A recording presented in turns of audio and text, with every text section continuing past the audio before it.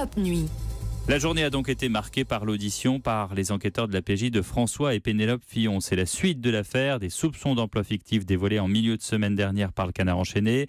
S'en est suivi l'ouverture d'une enquête par le parquet financier et François Fillon lui-même avait demandé à être entendu dans les plus brefs délais. Et il faut dire que les choses sont allées vite. En effet, Martin Fenaud, vous êtes devant les locaux de la PJ de Versailles où les auditions du couple Fillon se sont achevées il y a un petit peu plus d'une demi-heure. Et Martin, vous les avez vus sortir ?